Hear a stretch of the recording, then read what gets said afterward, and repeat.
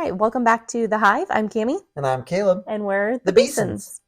All right, so in today's episode, we are going to talk about pregnancy and birth stories and all of that fun stuff. But first, we're going to just share a little bit about our week and what we've been up to. Yeah, so this week we did a whole lot of nothing for the most part. We had very hot days here in Kansas, and so if you're not in Kansas, consider yourself lucky. I think the whole week we were over 100 for at least the large majority of the week every day.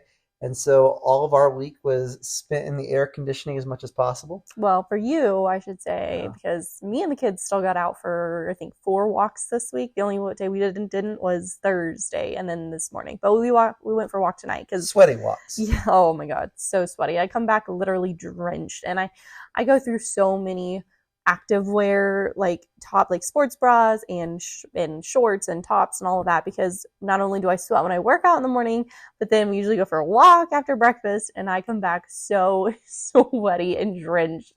So I'm constantly changing. So there's always lots of laundry. So this week we had to improvise on what we wanted to do because we wanted to get out of the house a couple times with the kids and not stay cooped up, but we also wanted to be in a place that had air conditioning. So we did get out a couple times. Yes. We just got a store called Shields in Wichita, and our daughter loves that store. So I think we've been probably 5 or so times. Yeah, 5 times at least, and it just opened like a month or two ago. And my daughter loves it. They have a playground inside. They have a fish tank inside. They have all sorts of things. Toy section, little bowling alley. Yep. And so we took her bowling at the little mini bowling alley for the first time. You pay $1, and then you get to play 5 frames of bowling. And so they have the cutest little bowling balls. Like, they are perfect for toddlers. They're so cute and tiny, and she was loving it. She was put the mini bumpers up. Yes, it was so fun. She had such a good time. And so we did little things like that just to get out of the house, just to enjoy some AC in a place other than home. But other than that, it was a pretty laid back week. Yeah, pretty chill. Not a whole lot going on. During the summers, we don't have church usually on Wednesday nights, just because of air conditioning purposes, because it does get so hot here in Kansas. So that way we don't have to because we have a huge building, so that way we don't have to heat it all up and everything like that. So we usually just skip that, and people are traveling on vacations and that kind of stuff. So we usually just don't have church during the summers either. Oh yeah, we went out with family a couple times to dinner and just enjoyed time. We had a lot of family time this week. We did. So that was really enjoyable, and lots of playtime at the house, lots of dance parties with Rin, and lots of chasing her around the house. And that's kind of our life lately. Yeah, the life of raising little ones right now. But other than that, it was a pretty laid back week. And so we'll get into the episode a little bit. And so I'm going to let Cami kind of take most of the lead. I'll chime in here and there, but we're going to get into our birth stories with our kids, with Rinley and Bridger. And so both of them had very different very different births and pregnancies, for that matter. And so to kind of tie in last week's episode to this week's episode, last episode was our relationship story. And this week, like I said, is going to be about our birth stories. And so when me and Cami got married, we knew we wanted to wait for kids. We always knew it was going to be, we always said kind of 5 years was kind of our expectation. We wanted to wait 5 years for kids. That way we could get finances in order, travel, get a house and stuff like that. We didn't want to just jump right into having kids. And so we actually wound up waiting 6 years instead of 5 years. And so my only rule for Cami was that I had to be a dad by the time I was 30 years old. So I didn't want to be an old dad. I've always said that. And so you made it by 6 months. I did. My daughter was born in February, and my 30th birthday was that following August. And so we barely cut it off. So I'm going to let Cami talk a little bit about kind of the pregnancy. We'll get into Rinley's story first, since she was our first, and kind of talk about the progression of how we announced the pregnancy and stuff like that. And so so basically, so we were talking when we first got married. We figured about 5 years would be good to wait, just because we were so young also when we got married, and we saw so many of our friends and family get married and right away have kids. And nothing against that at all. We just wanted time for ourselves. We wanted time to build our marriage, to build our relationship first, and have that good solid foundation on top of also, buying a house and getting our finances in order and saving up some money and traveling. We wanted to travel too. And so that's why then 5 years came, and I still remember that January thinking in the back of my mind, okay, we're gonna start trying this year, like, but we hadn't actually like talked about it really. So I remember sitting down one time at lunch after church, and we were talking, and we're like, okay, so do we want to start trying this year, or what are we thinking? And I don't even remember why, but I remember Caleb said, I think we should probably wait just another year still. And I was kind of like, oh, like I don't know. Not that I was like, it's just you have it in your mind, like you build up and build up, and you have it in your mind. You're waiting and waiting, and like not that I even wanted to. I don't know. It was just weird. But the weird thing is, I was the one who wanted kids right away. Right away. Like I was one who would have been okay if it was before the 5-year mark that we thought when we were dating. Like I always thought we would have kids pretty early. Like but then when it got to that point, like I said, I still can't remember why. I don't remember if we were in the middle of still getting our finances. I don't remember. But yeah, I was like, I just didn't feel right at that time. Like, so why don't we just wait another year? Just wait a little bit longer. I was like, I mean, okay, I guess we can. We've already waited 5 years. What's another year? And so we did. And so actually, we ended up trying then it would have been 2020. Everybody remembers that year, of course. COVID babies. and it was actually, obviously, was our plan to start trying that year. And so we actually got pregnant the first month that we tried, which is very, very uncommon and unlikely. And with my health history, which we'll go into in another episode, that was a huge shock for us, to put it lightly. And so we did end up getting pregnant the first month, and I actually kept it from Caleb. I took a test and kept it from him, did not tell him until a day later, because the next day was our 6-year wedding anniversary. And so if it was positive, I wanted to be able to tell him on our anniversary in a fun, special way. And so I did, and I ended up keeping it from him until we got, and that was a Sunday. So and we had a leadership meeting at church after, which took several hours. And so I am sitting there just like, oh my gosh, when is this meeting getting over with? I just want to go home so I can tell him, I can get it off my chest. And I felt like it took forever. And so we finally got home.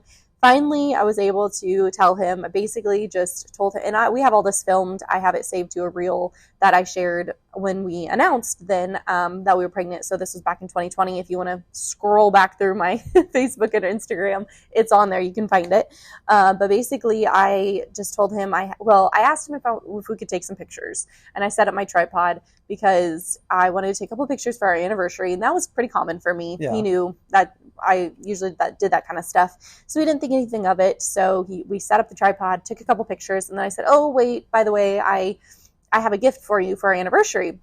And so before she continued, she said she had a gift for me for our anniversary. And me and Cammie don't really exchange gifts for our anniversary. We more just go on like a date. And so I'll let her tell the rest of the story, but I got to pause this for a second because she went out to the garage to go grab something. And I didn't know this at the time, but she was video recording this whole thing. And she tells me she's going to get a gift. And immediately I'm like, crap, I didn't buy a gift. I was like, so I in the video, you can see in my eyes, like I'm trying to like think of how I can tell like a white lie to make it think I got her a gift, to make her think that I got a gift, just because I didn't want to get a gift and be empty-handed. And so like I was terrified because I was like, we don't ever exchange gifts. I was like, why did she do this all of a sudden? And so I was terrified that I didn't get her a gift to match. Yeah. But I'll let you continue. Yeah. So yes, as I was going to get that, you can see the fear in his face, and he's like, oh no. So I come back, I have a gift, and I give it to him, and in the bag was a onesie that said like Daddy loves me on it, I think it said, and then the pregnancy test.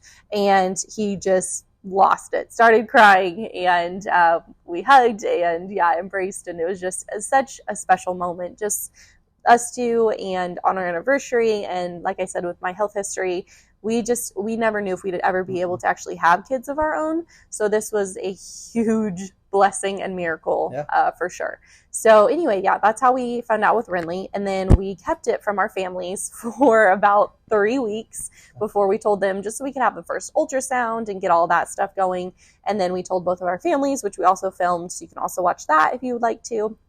And so basically with Ren's pregnancy, then I was super, super nauseous until from about right when I found out, honestly, a couple days after I found out, I started not getting nauseous, which was about 5.5 to 6 weeks, and was nauseous until right at almost 14 weeks. And I'm the type where with her, when I was pregnant with Rin, I would get so sick, but I could never throw up. And I could never make myself throw up because I knew if I could just do that, I would feel better, but I could never make myself do it. And so I just, all day long, it was not just morning or just night sickness. No, it was all day 24/7. I felt so bad. But finally, right around that second trimester when it came, it just like, I don't know, something clicked and my body was like, okay, we're good now. And I was not nauseous anymore the rest of that pregnancy. And it was honestly a really great pregnancy. I worked out every day, even during my first trimester. At least 4 days a week I still worked out. There was usually I remember I would take Fridays off because I would give myself some rest. But other than that, I still worked out, even if it was just 15 minutes. If that's all I could do, I still did something because I knew if I could just keep moving my body, I would feel better somewhat. But I took a lot of naps during that first trimester for sure. Yeah, there was times I worked from home at the time because it was in the middle of COVID time. And so I got sent home to work, and I would be working in my office, and Cami would just come lay on the floor, like, and I wouldn't think anything of it. I thought she was just like playing with our dog Scarlet or on her phone or something. And I would turn around and she'd be conked out for 45 minutes, an hour, just on my office floor. And so she took a lot of naps. Sleeping away, sure did. Yeah. They were much needed. But yeah, so that pregnancy was great. I worked out all throughout the whole pregnancy, felt great, didn't really have any pains, went to the chiropractor, all of that stuff. And so with her, so before we even got pregnant, leading up to all those years before, I wanted to do a home birth so bad. And that's always something I talked about. Caleb was never on board. He was so against it. He's like, that is gross. I don't want to have a baby in our house and get it all messy. It's going to be blood everywhere. Like, that's gross. I don't want to do that. Well, and I honestly just thought, like, the midwife thing was just an old kind of fashioned way. And I was like, it's dangerous. Like, I feel just, especially with our first, I was like, I just feel much safer being in a hospital. And so I was like, I really don't like the idea of midwives. And so Cami came to me and she was like, I really want to do, well, when she was pregnant with her, I knew she wanted to do a home birth forever, pretty much. But she's like, hey, I really want to do a home birth. And I was like, I still am just not on board. I just feel safer with doctor. And me and Cami don't even like, sorry if you're a doctor or nurse listening, but we really don't like healthcare type stuff. Like, we're very holistic when it comes to, but at that point I still felt safe for going to the hospital. And so Cami started telling me all the benefits kind of using midwives and home births, and I was still on the fence with it.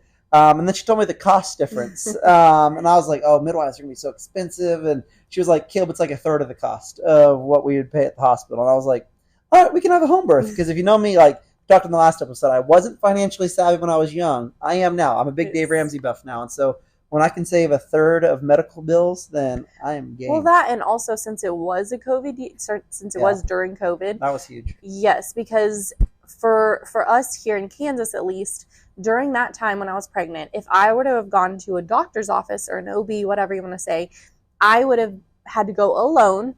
I would have had to wear a mask. And then they were also in talks here that the husbands would not even be able to be in the room when the wives were giving birth during that year. And I was like, our first baby, I have no clue what's happening or what's going on. I don't like hospitals. I don't like doctors. I don't like being poked and prodded with needles. I'm not doing this all by myself too, on top of all of that. And so that was also a huge contributing factor. And that's something that I was just like not okay with. And so we also talked about that. And then, the cost was like the final straw. And Caleb was like, okay. So we started looking into it. Well, ended up finding our midwives. And so, well, with me, I'm a big researcher. And so after I agreed to Kevin to let us do a home birth for our first child, I started researching everything. If you, like I said, if you know one thing about me, you know Google's my best friend.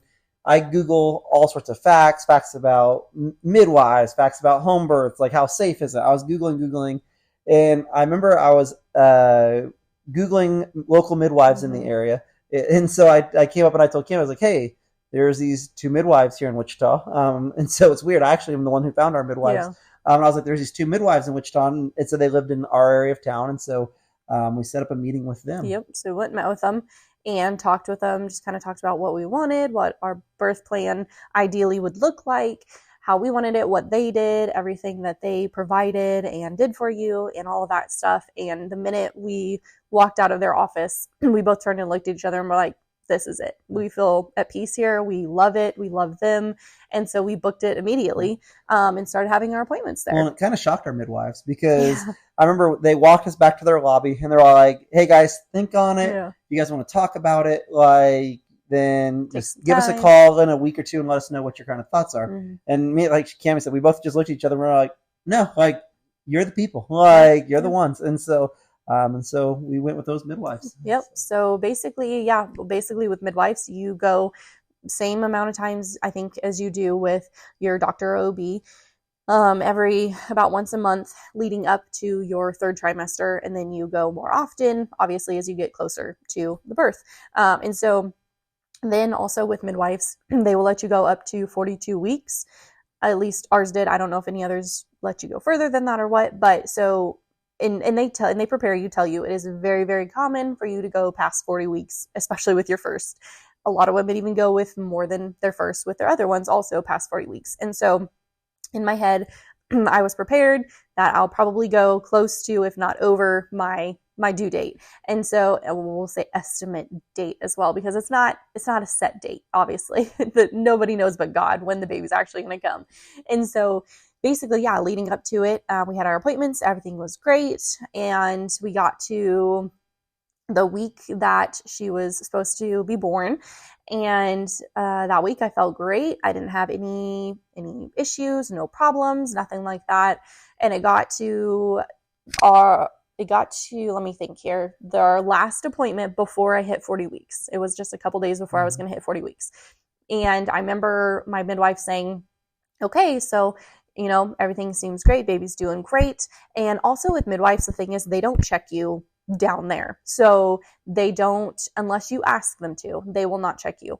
So you don't know if you're dilated, if you're effaced, if the baby's crowning, like none of that stuff. You don't know because they don't check you. And so she asked me, she said, at your next appointment, you'll be over 40 weeks. Do you want me to check you then to see, and I can do a membrane sweep to get things kind of moving if you're past 40 weeks?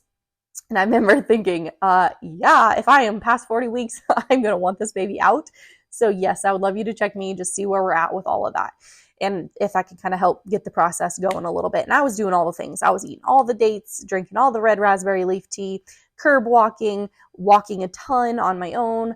Obviously, like I said, working out, doing lots of squats, like all of the stuff they say you're supposed to do to induce labor. I was doing it all for the whole last 3 weeks. After it was the safe zone for the baby to come after 37 weeks. So anyway, doing all that. And so we got to 2 days before my next appointment, and I was past due at this point.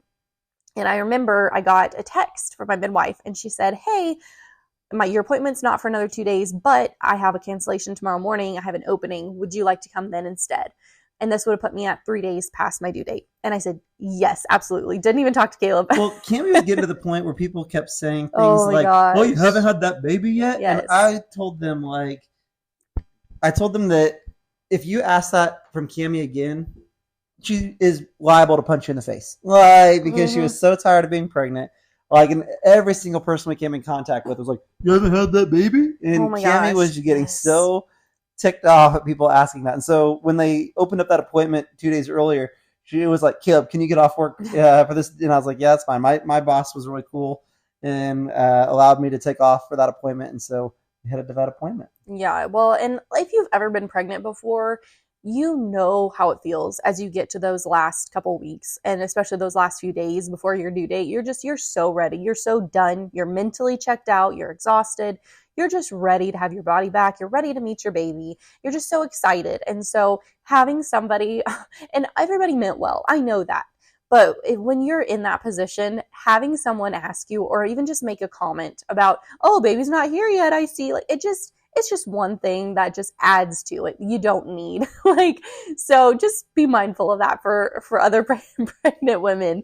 And obviously now I know how it feels. And so that is one thing I do not do.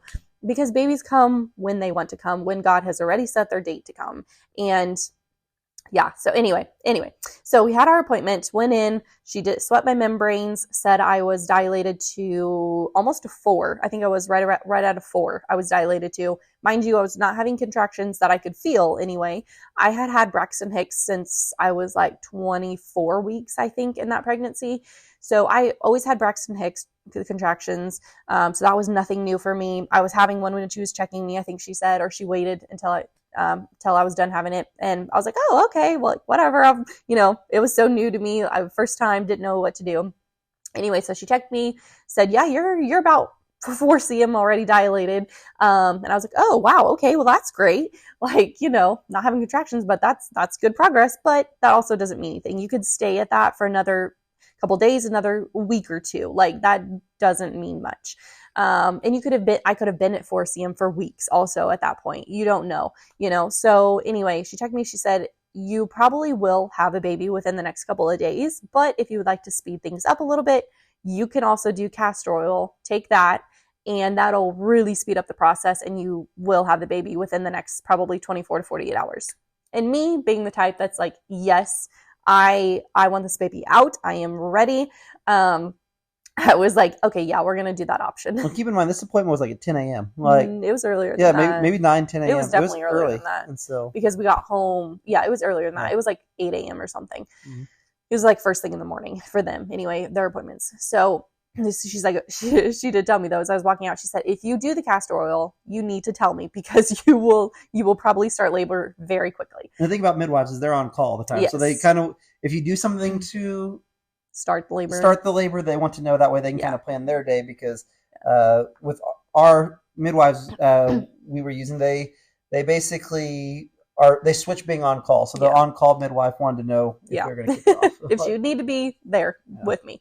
So anyway, so we leave that appointment, we go get the castor oil, we go home, I take half of it around 11:15.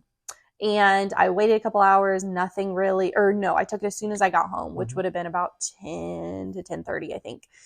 And I took it by about 11:15, nothing was happening, nothing was going on. She said it would probably start really quick and nothing was really going. So I messaged her again. She's like, you can take the other half, that's fine. So I took the rest of it. And then I got some lunch, and then I remember I took Scarlett, our dog, for a walk. So as I was taking for a walk, I started getting like really crampy, just kind of like period cramps is what it felt like. By the time I was getting home, though, they started getting a little more intense. And so I remember I went and sat on the couch for a little bit. I was like, I'm just going to rest. I'm just going to kind of take a little bit of a nap. This would have been about 2 p.m. And I was like, I'm just going to kind of take a little bit of a nap here and rest, and we'll kind of just see how things are going. Well, that didn't really work. I definitely did not sleep at all. They started really getting intense. And by this time I knew I was having contractions. So I contacted our midwife, let them know. And basically for the next about 3.5 hours, I labored at home. And with me, with contractions, mine start and they come on full force. Mine do not start up like 10 minutes apart and then after an hour drop to 7 minutes. No, mine start and they go fast. They start at like 5 minutes apart and drop to 2 minutes within like 30 minutes to an hour. And they are intense and fast. And so they started and I started having contractions, told Caleb. He was still working. He had a lot of interviews during that time, actually. So he was down working the basement. I was upstairs laboring. And then I managed to get up to our room because I was like, I'll go get on our bed. Maybe that'll help a little bit more. So I was on our bed. I also changed clothes into the clothes I wanted to birth in. That way it'd be easier. And yeah, so. Well, and the funny thing about that is, I'll never forget, I was in an interview with a woman I actually wound up hiring to work for me. And I had to tell her in the interview, I was like, look, if I have to cut this interview abruptly short, like, I'm not being rude. It doesn't mean he didn't get the job, but my wife is in heavy labor upstairs. And so if she calls me, if I hear screaming, if I hear anything like that, like, I have to drop immediately. And I was like, and I will have somebody call you back. Like, I was like, but please don't think I'm being rude. My wife is just in heavy labor. Yes. And so I finished that interview, and that was right around 5 o'clock when I get off work. It was my last interview. I think that interview was around 4 or 4:30. Mm-hmm. And after that interview, I was like, I better go check on Cammie. And so I went upstairs, and Cammie was just, she was in bad shape. I wasn't in bad shape. Not bad shape. Just she was just in full-on labor. Full-on labor. And so I was like, whoa. And so the thing about Cammie is, the funny thing about her is she never knows, even with Bridge, like you never knew when was the time to like make the call. Like I guess you could No. say. So what I've experienced with my two births, labors, I don't know when transition really is for me. A lot of women can feel, can tell, can know when transition hits, and meaning that's when you're ready to start pushing, you're ready, like baby is coming. I never have that feeling. The only way I know I'm in transition is I throw up in labor. And so Caleb came to check on me and he's like, whoa, like you okay? And like I'm on all fours on our bed, just to paint the visual here. I had my bottoms off because I'm like, I don't know if I'm going to need to go to the bathroom. Like, and my midwives always tell us to keep your bladder empty. So I was doing that. Also, with castor oil, I'm just going to say, might be TMI, it really cleans you out. Real good. So I was full on cleaned out. I was good. But also, yeah, I threw up. And so that's how I kind of like, I guess, knew. And like one of the times I was throwing up, I heard this pop and like water kind of came out. And so I assumed it was just like my water breaking. So we called the midwives at this point. Well, pause here for a second. So Cammie, the hard thing about her when she has had labors with both of our kids is Cammie basically goes mute. Like she will not talk. She will not speak. Like, and I know labor is hard. And so there's an excuse for that, but she will not say a word. And so I have to be like some sort of weird interpreter. And so like, I'd be like, Cammie, do you want me to call the midwives? She doesn't say a word. I'm like, okay, on a scale of 1 to 10, doesn't say a word. And so I have to kind of just take cues from Cammie. And so I was like, so I basically have to make the calls myself. So I called the midwives and I was like, look, like, I'm pretty sure we need to come. She's like, well, how far are contractions apart? And so I'm sitting here communicating with the midwives, telling her and Cammie's like, I don't know if I need to go. And the midwives like, with our midwives, they actually have a birth center. Yeah. Where so instead of doing an actual home birth per se, it's done at their birthing center, it's still a home birth, but it's just it's set up basically just like a bedroom would be. Yeah. There's a bed there, there's a tub there if you want to get in the tub. They don't have any medical intervention, like as far as pain medication, IVs, like none of that stuff. It's literally just as if you were at home, but you're not. You're at their and it just makes cleanup a little bit easier. That way you don't have to clean up your own personal space. And they have all of their stuff they need already there. The midwives are familiar with their space, and so it just makes them a little bit more comfortable. And so it was funny because I called the midwife and I was like, hey, like Cammie's not really talking to me, and I'd be like, Cammie, do you want to go to the birthing suite? And Cammie wouldn't say anything. And so finally, I think I made the call. I was like, we're going. I was like, Cammie, like, get ready, we're going. Like, and so I'll continue. Yeah. So that would have been about 5:30ish, because then we also called my parents because I wanted my mom there and I wanted Caleb's mom there to be in the room with us when we gave birth. And so that's another thing I loved about our midwives, is that they let whoever wanted to be in the room with you, you got to choose that. So I always wanted my mom there. And I'm not getting cried in this, but that's a whole nother episode we'll go into. But my mom ended up passing away 3 weeks after I had Renly. So she ended up getting pancreatic cancer and had a long battle the whole time I was pregnant with Ren. And so that was really rough too. So, and honestly, like we kind of say Ren is what pushed her like to hang on. Like she really wanted to see her grandbabies, and so she literally, like her last good day was Renly's birth. Like she felt like she was motivated. She actually, while Cammie was sitting there labor, she was eating a McDonald's cheeseburger. Like, and at that time she wasn't really able to eat a whole lot. And so no, she could barely walk. She had lost so much weight. She was so yellow and jaundiced, and just everything in her body was basically shutting down. So yeah, that was, I didn't even know if she was going to be able to make it to the birth. But thankfully she did. And my dad brought her. And so, yeah, we were waiting on her. And basically while I was, just laboring. And then once they got there, we packed up our stuff and headed to the birth center. And then as soon as we got there, my midwives checked me and I was at a 9. And once I got there, 9 dilated. And so they were like, whoa, you cut it close. I mean, first time I was like, I just, like I said, also a weird thing about me from both my births, Ren and Bridger, I do not feel the need to push, which is so weird. Like, you think when you're that far dilated, and like, especially with Bridger, he sat so low in my pelvis, I was like, I'm for sure gonna feel the need. There's no way I'm not gonna feel like I don't need to push with him, but I didn't. I never felt the need with Rin or with Bridger. So that was another thing, like for me, like when transition hits, like I don't know other than like throwing up. And that's what I learned from Rin's birth to go then for Bridger's birth, is that's when I knew I was in transition and needed to get to where I needed to go to have him. So well, and that was the funny thing. We got to the midwife birthing suite, and they checked her. She was at a 9, and so both of us were thinking like, "Oh, we're gonna have a baby in like 20 minutes." We were wrong. Yeah, we were wrong. Way wrong. Yeah.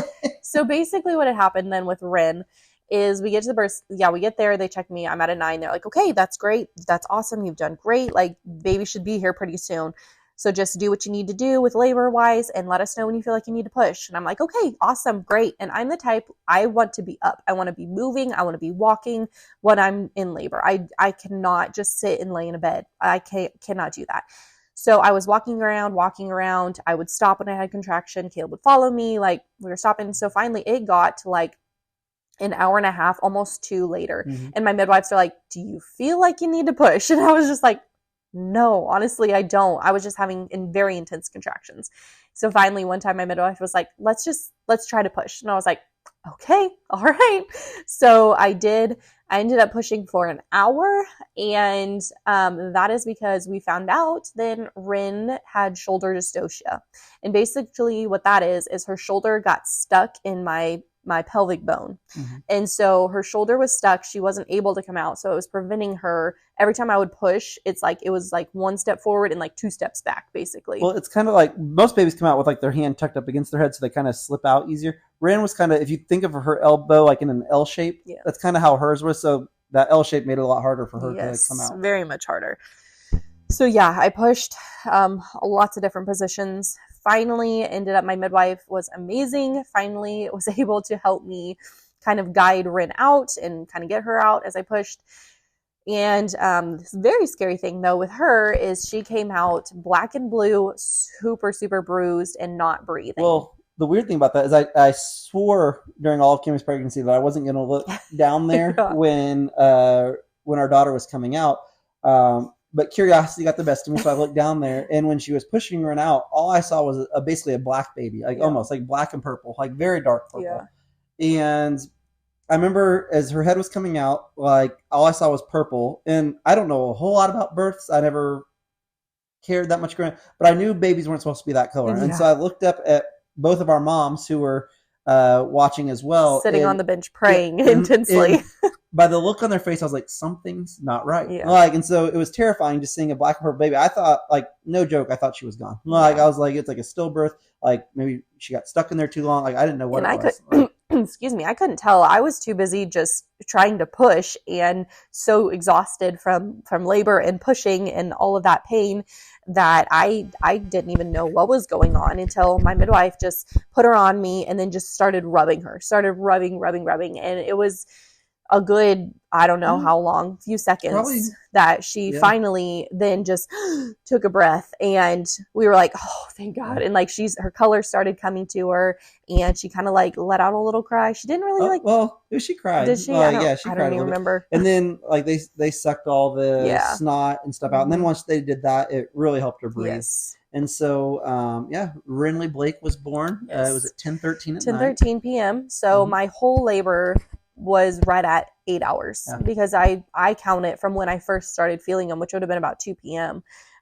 So for your first birth, that is really, really good for only 8 hours of labor, which I was so thankful for, because I was prepared for like a full day or more, because that's what I've heard. That's what I always like knew from moms that did natural births, and especially with your first, and it's usually pretty long, and I was prepared for that. So for only 8 hours, I was quite shocked and very, very thankful.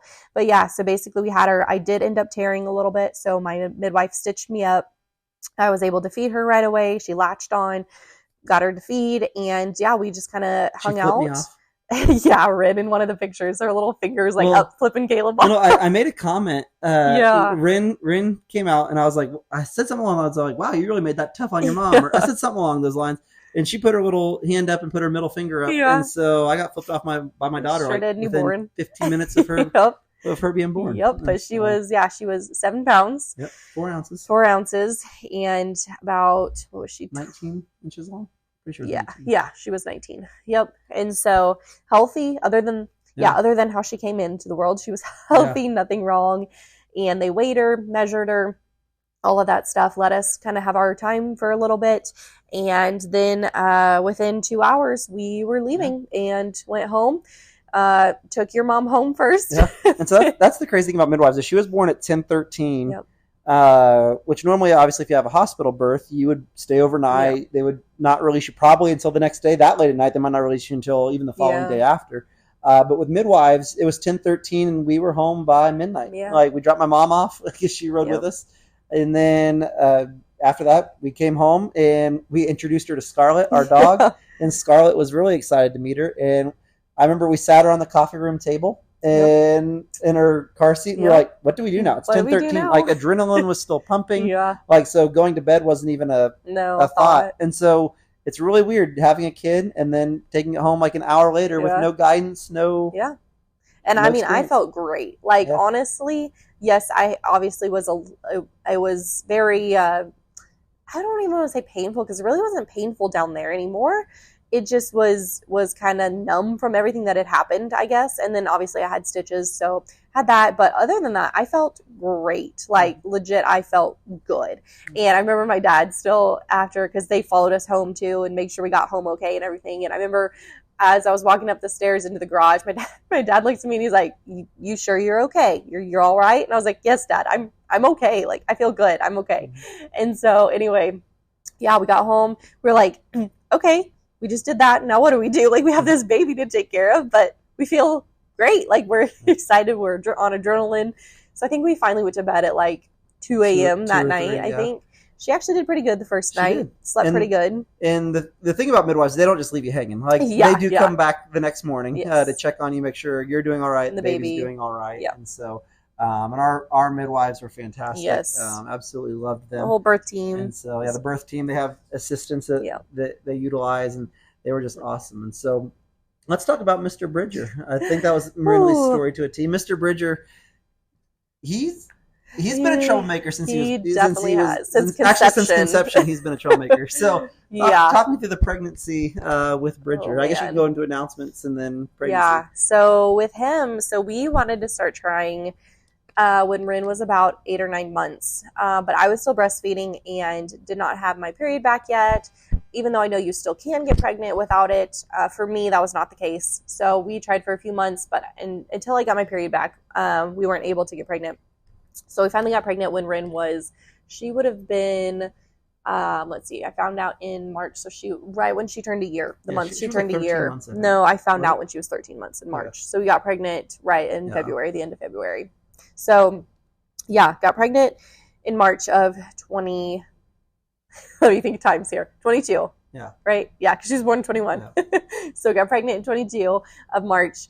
And yes, from the minute we got pregnant with him, oh man. So right around 9 weeks, I started bleeding really, really heavily. And I know it's common to bleed a little bit sometimes in your first trimester. Spotting. Yeah, like spotting wise. I never had that with Rin, but I know it can be common. So I messaged our midwife, was like, hey, this is what's going on. Not sure what I need to do. Because it was not just spotting. I was like filling a pad. It was a lot of blood. And they're like, that can still be pretty common, but just for reassurance, if you want, you can go get an ultrasound and get it checked out. And I was like, yes, I need that for my peace of mind. Like, because everything that we read said this much bleeding was pretty much a sign that the baby was no longer. Yeah. And so we went, got an ultrasound. They're like, nope, baby's doing great, moving right there we could see him moving on the screen. Moving, doing great. And so at this time we knew what it was. So we're the type that we cannot wait to find out. So with Rin, we found out through a blood test when I was 8 or 9 weeks. With Bridger, we found out when I was 7 weeks because they were able to do it sooner. Well, and for me, I particularly wanted to know really bad. Little history about me. I grew up with 4 older sisters, and so I grew up in a house of all girls pretty much. And I've always wanted a boy, like, because I'm the only Beeson on my side of the family. Like, there's nobody else to carry the last name. And I know for some people that's not important to me. I'm very big into ancestry and heritage, so I really wanted a boy. So I was like, I can't wait to find out what it is. And yeah. So yeah, we did the blood test as soon as we could, which was 7 weeks with him. So we found out. So we knew it was a boy. So going into the ultrasound, I was like, okay, is he okay? Like, what's going on? Found out he was fine. My ultrasound tech was like, there's nothing wrong with your placenta. There's nothing blocking your uterus or anything like that. Everything looks great. So I was like, okay. She's like, I don't know what to tell you. Honestly, like, nothing looks abnormal. So I was like, okay. So she's like, just rest, take it easy, and yeah, just hopefully it'll pass. And so it did. It only lasted a day. Then I took it easy and felt fine. Nothing else came of it. Well, then 2 weeks later, exactly, happened again, and this time it was more, and I even passed a couple of blood clots, and at this point I was convinced I was having a miscarriage. I was like really freaking out. I was 11 weeks supposed to be.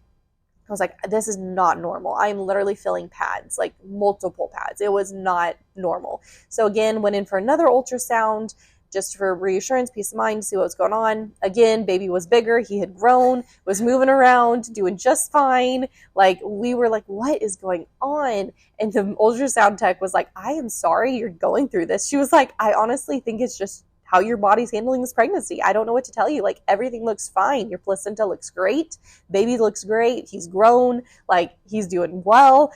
I don't know what to tell you. It just might be how you carry this one. And so I was like, well, that's lovely. So again, took it easy for a few days. That time it did last another day. So it lasted about 2 days, but then went away and never had any other bleeding issues that whole rest of the pregnancy. However, his pregnancy was completely different from Rin in the sense that I was not nauseous at all, which was awesome, but I was in pain. From like basically when I found out, it would have been a couple weeks after, probably around the time when the bleeding was starting, I started feeling this intense pain, basically like somebody was pulling my pelvis apart from both sides is what it felt like. That's the best way I can explain it. It hurt so bad. It hurt when I was walking. It hurt when I was sitting, when I was standing. Like, it just hurt so bad because he was so low. He was sitting so low. And so by my second trimester, I had to get one of those like belly band things. I even went to see a pelvic floor therapist because I was like, I don't know what is going on or what I'm doing wrong. And I was also seeing a chiropractor regularly, like every week or two. She couldn't figure out. She's like, honestly, like everything feels fine. Your hips feel fine. Like, I don't know. It just might be how you're carrying the baby.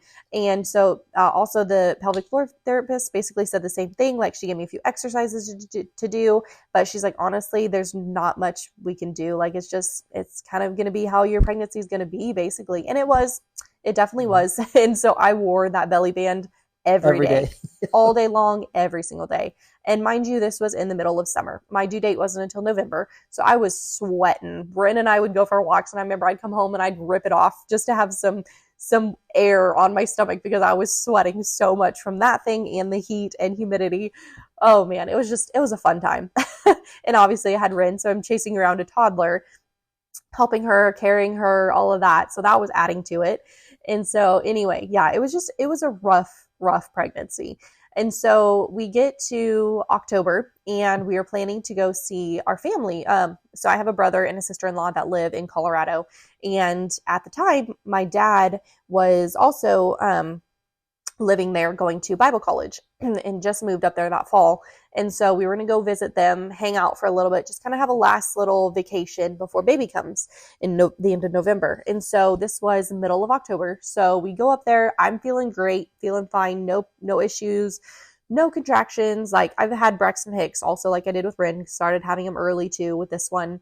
But other than that, felt fine, besides the pain, of course. Had my belly band on, wore it the whole time. We even went hiking. We went up hiking like 10,000 feet, I think, in elevation in Colorado. I felt great, was carrying Rin on the hikes, like had no issues, wasn't having any problems. So anyway, we have a good time there. We're headed home. And that day we're headed home, I, for whatever reason, just didn't wear the belly band and it's a good 7.5, almost 8 hour drive for us to come back home. I wasn't really having any pain. Well, and the funny thing about that is I even asked you on the ride. Yeah. I was like, do you think this baby's going to come early? Do you think it's going to come late? And we were still 6 weeks out. Like, yeah. And so I was like, do you think early, late? He was like, oh no, I think it's going to be another Rin where it's probably past due 3 or 4 days. And so I was like, okay. Or I said, or maybe just if it's early, maybe by a day or two, maybe. Like, I was convinced. So yeah. Anyway, so we get home. about 7 p.m. that night. We get Rin all situated, get her in bed, get unpacked, get the car unpacked, all of that. We go to bed early, and I just did not sleep well that night. I don't know. I was just tossing and turning. I didn't sleep well. I was kind of in pain. My hips were hurting. Nothing new for me, especially with that pregnancy. And so I didn't think much of it. It finally got to about 5 o'clock, and I got up. I was planning on getting up to work out anyway. I just got up early. I went to the bathroom, got my workout clothes on, came back to bed, though, and I was like, maybe I could just come back and just see if I could go back to sleep for just a little bit. Came back to bed, and the minute I sat down, I was in so much pain. And it just literally, my hips, it was my hips. They were hurting so bad. And I was almost in tears. And Caleb, I was just like sitting in bed because I didn't want to go down yet to work out. I still wanted to sleep because I was tired, but I couldn't sleep. And so Caleb woke up. He's like, what are you doing? And so I asked him, I was like, what's going on? She's like, and she was in tears, and she's like, my hips hurt really bad, which for Cammie isn't uncommon. No. Cammie's had previous cheerleading injuries that kind of knocked her hips out of line. Yeah. And so I was just like, okay, it's probably just with the pregnancy mixed with your previous hip stuff. Like, it's not that big of a deal. Yeah. And so I was just like, my hips are just hurting. I think I'm going to go down and work out. And he's like, you're going to go work out and you're in this literally bawling. And she's like, I'm going to go work out. I was not bawling. I was not bawling. No. I maybe shed one tear, maybe. But I was like, I can't lay down. It hurts. I can't sit. It hurts. So I might as well just go down and work out. So I get downstairs. I start getting on the treadmill, walk for a couple minutes. I'm like, okay, nope, this hurts too much. Can't do the treadmill. So I just get off. I'm just walking laps just downstairs. And at this point, I was kind of noticing a pattern. I kind of noticed that they would hurt really intensely for a little while, and then they would stop for a little bit. So I was like, you know what? Maybe I should just time them just to see. Maybe this is like false contractions. I don't know. So I did. They were starting to come every about 5 minutes for about 30 to 45 minutes at a time, and then it stopped for a little bit. And mind you, I know what contractions feel like from Rin's pregnancy and birth. I know what contractions feel like. These did not feel like contractions. This literally just felt like a very intense hip pain. So that's why I was not freaking out. I wasn't worried or anything like that. I thought maybe it could be false labor, which I know happens sometimes. So I was just walking. I walked for a good half hour, and then finally they were getting closer and closer, and then they ended up being about 2 minutes apart. And again, it was just intense pain, but it would come for about 30, 45 seconds, and then it would leave for 2 minutes and then come back. And I was walking, and so finally I just texted Caleb about 6 o'clock, and I was like, hey, this is what's going on. I was like, not sure if this is false labor or what it is, but I was conked out. Oh yeah, he did not respond to my message at all. And so finally, about another half hour, I go upstairs, and I wake him up, and I tell him, I'm like, hey, I don't know what's going on. I don't know if it's false labor or what, but we should probably contact the midwives just to make sure they're in the know. And once again, I'm a researcher, like I mentioned earlier in the episode. So I was researching like Braxton Hicks and how to know if it's real or fake. And so it's like, if it's basically synced up in time, then they're real contractions. And so I asked him, I was like, are they like sporadic or are they synced up? She's like, no, it's spot on every 2 minutes. So I was like, yeah. Crap. Yep. And mind you, by this time also, I had thrown up once. Mm-hmm. So also from knowing that from Rin's pregnancy and birth, that is when transition happened. I knew that this was not this was the real deal. This was legit. So he called the midwives. Because once again, Cammie gets mute when she starts getting in pain. I just don't talk when I'm in pain. And so I have to be interpreter through not getting any sort of words from Cammie. And so I call our midwife and I'm like, hey, we think Cammie's in early stages of labor. Like, we know it's 6 weeks early. And so our midwife basically said, well, Caleb, you can run her a hot bath and you can go get some Benadryl. And that's a chance that you have to slow it down. And so I looked at Cammie and I said, okay, I said, do you think I started running bath water. And I said, do you think I have time to run to the store and get Benadryl? And keep in mind, we live right near, like 2 minutes away from the store. And so I was like, I can be back in like probably less than 10 minutes. And so Cammie just shook her head. She's like, no, like, I don't want you to leave. And I was like, if you can't wait 10 minutes, then we need to go to the hospital right now. Because our midwives, they can't take you for delivery until you're 37. Until you're 37 weeks. So basically within 3 weeks of your due date, we were 6 weeks out. Yes. Yeah. So during that time I had thrown up again. So this was 2 times I had thrown up. I was having, by this point, they had moved into contractions. They moved to the front. It wasn't just my hips anymore. So I was like, nope, this is legit. This is the real deal. So Caleb's like, okay, well, then we're going to have to go. And so he quickly called his sister who came over to watch Rin for us because she had just woken up, was eating breakfast. He came over to watch her. We went and picked up his mom and we headed to the hospital. And this, mind you, this was the absolute last thing I wanted. Yep. I don't do well with needles or with hospitals. I'd never been a patient in a hospital before. So this was not what I wanted at all. Well, it was the exact opposite reason of why we wanted to stay away from, like, we didn't want to go to hospitals. Cammie had never been to a hospital in her life outside of her being born. Yeah. Like, I had never been to a hospital for anything in my life. I've been to a hospital, just not as a patient. But not as a patient. Yeah, like, and neither have I. I've never been a patient in a hospital. So hospitals were nothing that either of us were familiar with. And again, not saying that hospitals are bad or anything. No. They are there for a specific reason. And if that's what you're comfortable with. Yeah, that's perfectly fine. But for me, I'm not comfortable with it. And I've had a lot of experiences with doctors in the past, and with my mom going through health challenges also, that she's worked with doctors and stuff, that I don't see eye to eye with most doctors and nurses. I just have different beliefs and different things that I agree with that most of them don't agree with. So anyway, that's why. So we get to the hospital, we pull up. Of course, we get to the ER part, and they bring me out a wheelchair. I get in the wheelchair, we head in. Then, of course, they want to play 100 questions with me. They literally, while I'm having full-on labor contractions every 2 minutes, very intensely, I'm sitting in a wheelchair. They're trying to ask me all of these questions. And like we mentioned, Cammie doesn't talk. So they're asking 100 questions. She's sitting there completely silent. So I look like a fool trying to answer these questions that I'm not even 100% sure of. And so I'm just rattling off answers. And they're like, I could kind of tell they were weirded out that the husband was answering, but through midwives, the nice thing about it is you do learn a lot about birth. So I was actually very familiar with the process, familiar with what was going on. Yes. And so I was able to answer things. And also knew how I labored with Rin. Yeah. And so, thankfully he was able to answer for me. So they get me to a room. I change into the gown. I get on the bed. And also they had to, of course, hook me up to an IV, which was the last thing I wanted. I was so pissed. I was so bad. I had to be hooked up to an IV because that meant I had to sit in the bed. Mm-hmm. And also this was the smallest room possible because it was just a little transition room, basically. Transition room, yeah. And so I'm in there waiting for the doctor to come in. Finally, they come in, and she checks me. As soon as she checks me, she's like, oh, yep, I think I feel a sac. You're complete. And as soon as she said that, I knew in my mind. Well, she even said something on the lines of like, did you say something like, you're going to have a baby today? Or something? She goes, you're complete. It looks like you're having a baby today.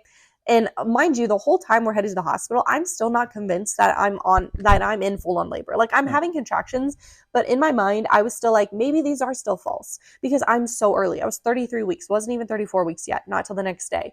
So I'm 6 weeks early still from having the baby. I'm like, there's no way I'm having this baby today. There's no way. Like, they're just going to give me something and they're going to send us back home, tell me to rest for a while. Like, that's basically what we were thinking. So as soon as she said that, we both looked at each other and we were like, crap, we're having a baby today. Like, we're not ready. Like, well, I told my mom that my mom was sitting right next to me. And I think I said that probably 100 times on repeat. I was like, we are not ready. We just got back from vacation yesterday. Like, the nursery's not done. And I mean, we had everything. We had a crib. We had most of the nursery. It just wasn't like finalized details. Yeah. And so I said, we're not ready. We're not ready. Like, and I just kept saying that on repeat. And my mom was like, well, it's coming whether you're ready or not. And so they moved us to. So the doctor checked me, said that, and she goes, okay. She goes, yeah, and my water had not broken at this point. I was having contractions, but my water had not broken. She goes, we're going to get you ready, get you a room. As soon as we get you to a room, we're going to break your water, and then you'll be ready to push, and we're going to have this baby. And at this point, this would have been when we got to the hospital about 8:15 when we got there. And so as soon as she told me that, we called our midwife, and we were still in talks with them. And she's like, do you want me to come? I'm like, yes, because I'd never been in a hospital by myself as a patient. So I was like, I have no clue what's going to happen. I need someone there. Like a peace of mind. Yes. I was like, I need somebody there that knows me, that knows my birth history, that knows how I labor, and that knows hospitals. That's going to be, aware. Even though she doesn't work in a hospital, she knows way more than I do. So I felt so much peace and comfort with her there. So we're like, yes, please, if you could be here. So she came, they moved me to another room. As soon as they did that, they broke my water, and I started pushing. Within 5 to 10 minutes, he came out. I think it was like 5 minutes, actually. Oh, you pushed less than 4 or 5 times. Oh, yeah. It was short. Yeah, and pushed, and he came out. And for being 6 weeks early, he was he had the loudest. he was so loud. He was loud. He was 5 pounds, 11 ounces, and 17 3/4 inches long. He was a big boy for being 6 weeks early. Well, and what's funny is I went over to they quickly took him because he was early. Yeah. And so they took him over and started doing checks, make sure he was breathing and stuff. And I was expecting like a 3-pound baby. Yeah. And they're like, he's almost 6 pounds. Yeah. And I was like, there's no way. I was like, are you serious? Yeah. So yeah, he was a big boy. Of course, since he was so early, they took him immediately to, I didn't even get to hold him. They brought him over for a quick picture. I got to kiss him, look at his face, and then they took him. And they basically said, Dad, come with us. And so Cami had to stay. Yep. And so I had to stay, obviously, so I could deliver the placenta and all of that. And obviously, since I got to the hospital, already so dilated and fully dilated, I did not get an epidural either, which I did not want either. They did ask me, but I was like, no, don't want it. Already did it once. I can do it again. I'm already dilated, so nope, don't want it.